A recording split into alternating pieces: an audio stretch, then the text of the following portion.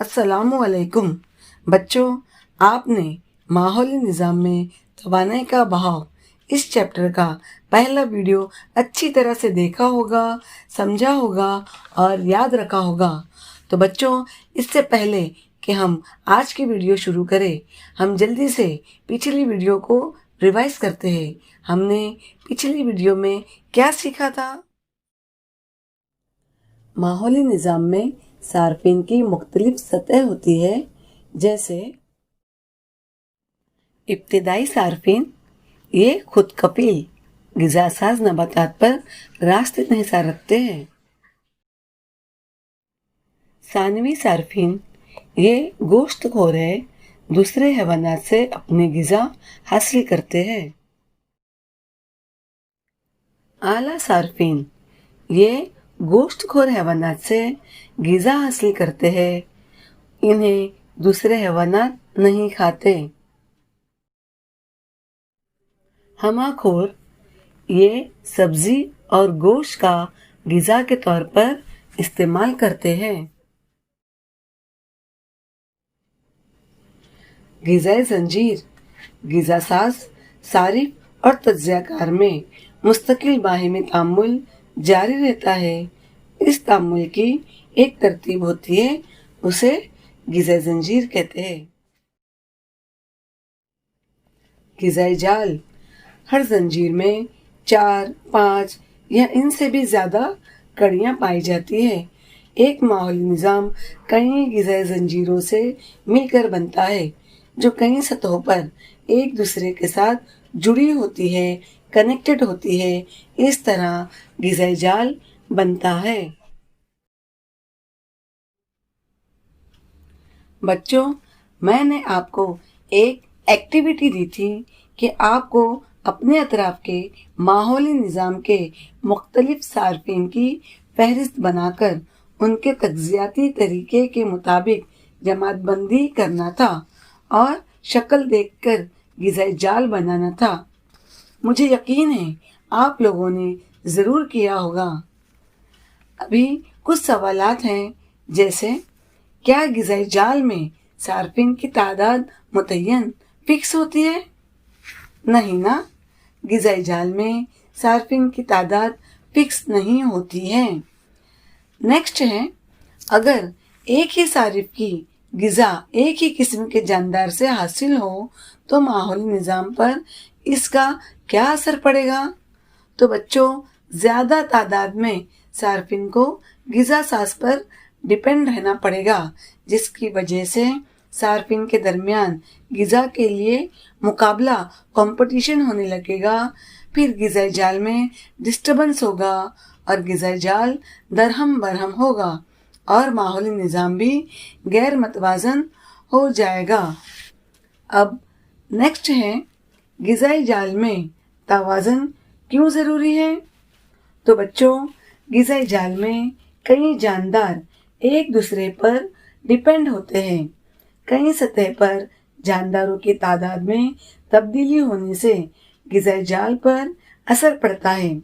मसलन, अगर माहौल में कीड़ों की तादाद कम होती है तो खुद ब खुद मेंढक की तादाद पर असर पड़ता है, जो कि ग़िज़ा के लिए डायरेक्ट बराह रास्त कीड़ों पर मुनासिर यानी डिपेंड होते हैं। इस वजह से सांप की तादाद पर भी असर पड़ता है, जो मेंढक खाते हैं, और सांप पर डिपेंड रहने वाले इकाब और शाहीन परिंदों की तादाद पर भी असर पड़ता है। इसलिए ग़िज़ाई जाल में तवाज़न बरकरार रखना ज़रूरी है। मकान में खाना खाते वक्त एक दिलचस्प मुशाहदा कीजिए, यानी आपको देखना है कि रिकाबी प्लेट में मुख्तलिफ ग़िज़ाई अशिया ग़िज़ाई ज़ंजीर की किस सतह पर है, पहचानिए। इस पर से मालूम कीजिए कि ये ग़िज़ाई ज़ंजीर की कौन सी सतह है। देखिए, आपको ये कहा गया है कि तज्ज़ियाती सतह में यहाँ सबसे नीचे माहौली निज़ाम के तमाम ग़िज़ासाज़ जैसे नबातात जो शमसी तवानाई को कीमी तवानाई में तब्दील करते हैं, ग़िज़ासाज़ सबसे नीचे होते हैं। ان کے اوپر ہوتے ہیں سبزی خور یعنی نباتات کو کھانے والے، وہ اولین تغذیاتی سطح پر ہوتے ہیں۔ اس کے بعد گوشت خور جو سبزی خور کو کھاتے ہیں، ان کی ثانوی تغذیاتی سطح ہوتی ہے۔ اس کے بعد ہمہ خور جو سبزی خور اور گوشت خور کو کھاتے ہیں، یعنی انسان جو سبزی ترکاری اور گوشت دونوں کھاتے ہیں، اسی لیے انسان ہمہ خور کہلاتے ہیں اور ان کی اعلیٰ تغذیاتی سطح ہوتی ہے۔ تو بچوں، یہ پوچھا گیا ہے کہ آپ کی پلیٹ میں جو کھانا ہے ان کی تغذیاتی سطح پہچانیں۔ مثال کے طور پر اگر آپ ویجیٹیرین ہیں تو آپ سبزی ترکاری، دال روٹی کھا رہے ہیں، تو آپ نباتات کھا رہے ہیں، تو یہ تغذیاتی سطح میں غذا ساز ہو گئے۔ اور اگر آپ ہمہ خور ہیں یعنی سبزی ترکاری اور گوشت کھا رہے ہیں تو اعلیٰ تغذیاتی سطح ہو گئی۔ اور کچھ لوگ نان ویجیٹیرین ہوتے ہیں یعنی چکن وغیرہ کا گوشت کھاتے ہیں، تو یہ ایک طرح ثانوی تغذیاتی سطح ہوتی ہے یا اولین تغذیاتی سطح بھی ہوتی ہے، کیونکہ چکن جو ہے وہ کیڑے مکوڑے بھی کھاتے ہیں اور اناج کے دانے بھی کھاتے ہیں، ٹھیک اس طریقے سے۔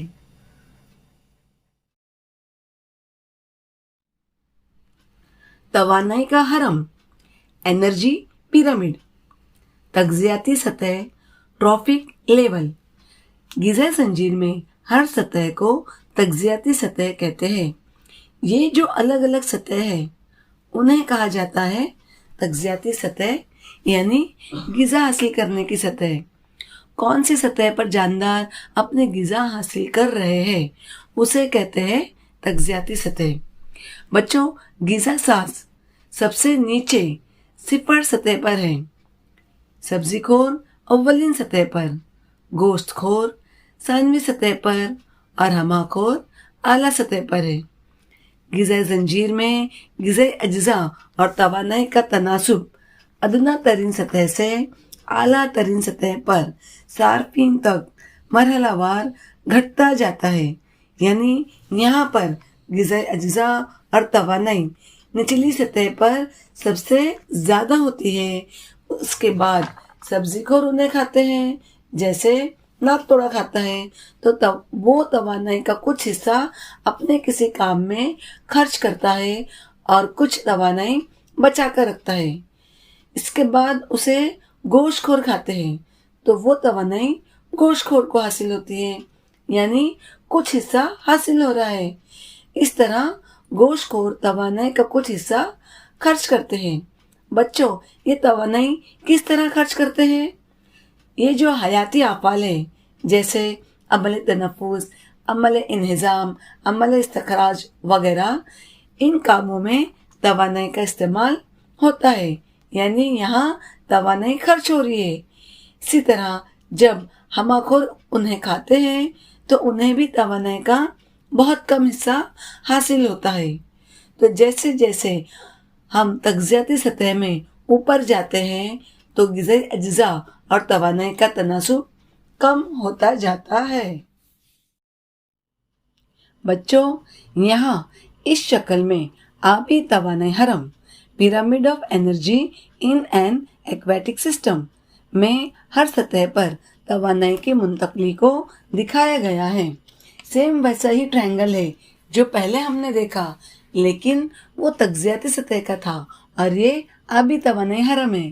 اس میں سب سے نیچے ہے نباتات، غذا ساز، اس کے اوپر ہے حیوانات، سبزی خور، اور اس کے اوپر ہے مچھلیاں، اور سب سے اوپر ہے انسان۔ تو یہاں جو سب سے نیچے نباتات ہے ان کی توانائی سب سے زیادہ ہے۔ آپ دیکھ رہے ہیں نا بچوں، 10,000 کلو کیلوری ہے۔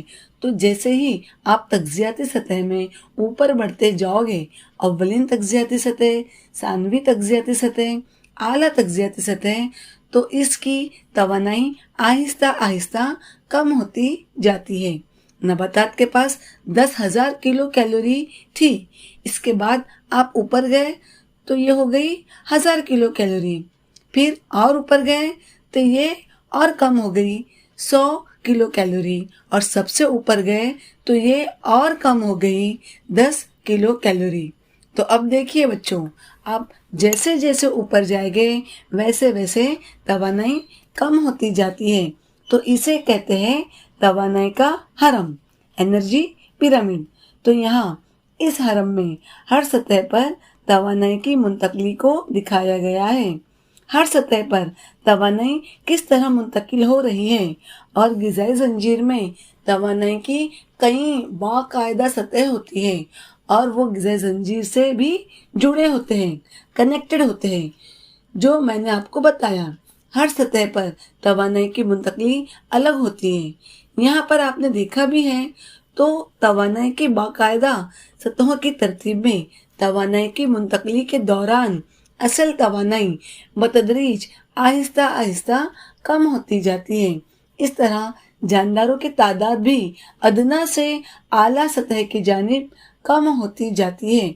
मतलब आप जैसे जैसे हाईएस्ट लेवल पर जाएंगे तवानाई तो कम हो ही रही है, लेकिन जानदारों की तादाद में भी कमी होती है। तो अगर आपसे पूछा जाए कि सबसे ज़्यादा तवानाई किसके पास है, तो आप बता सकते हैं नबातात के पास। और सबसे ज़्यादा तादाद किसकी है? नबातात की तादाद सबसे ज़्यादा है, हैवानात की कम है, उससे कम मछलियाँ, और सबसे कम इंसान की तादाद होगी। आपको मालूम है सिर्फ हमारे भारत की आबादी 140 करोड़ के करीब है। ठीक है, तो आप सोचो मछलियाँ कितनी ज़्यादा होगी और हैवानात कितने ज़्यादा हो गए और नबातात कितने ज़्यादा हो गए। तो इसका मतलब ये हुआ जिसके पास तवानाई कम होगी उसकी तादाद भी कम होती है।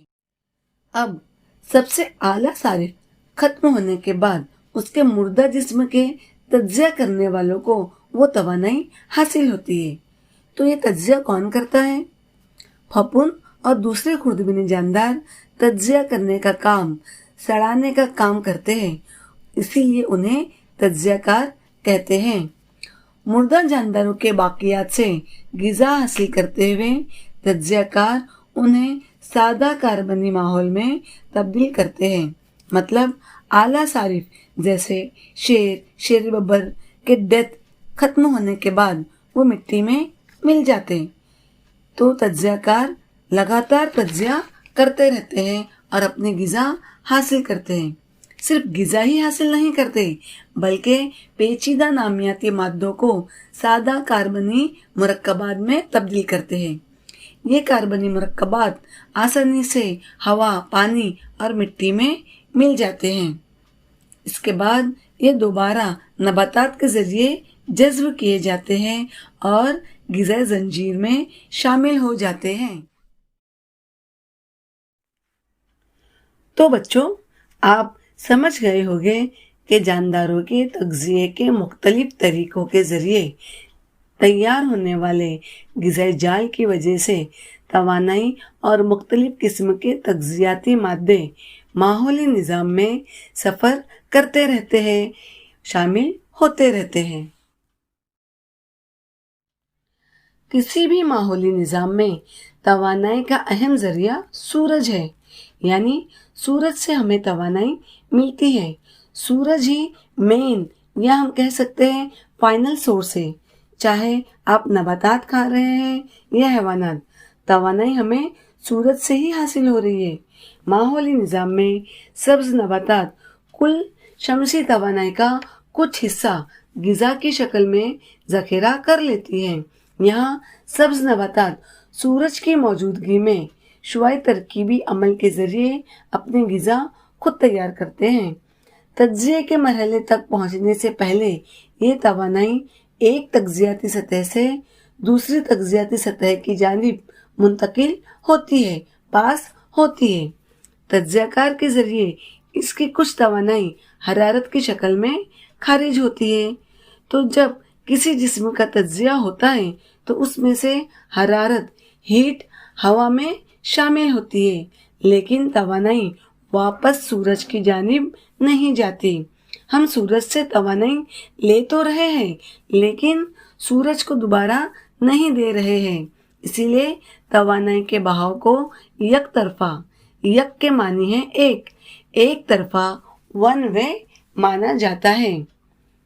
बच्चों, इसके आगे का हिस्सा हम नेक्स्ट वीडियो में देखेंगे।